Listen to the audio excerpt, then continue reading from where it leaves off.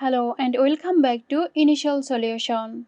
In today's tutorial, I will show you how to disable Windows Defender.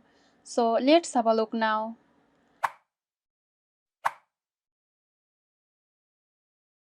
Click on the Windows button and click on Settings. Now from here, open Update and Security. Click and now from the left sidebar, select Windows Security. Click on Virus and Threat Protection.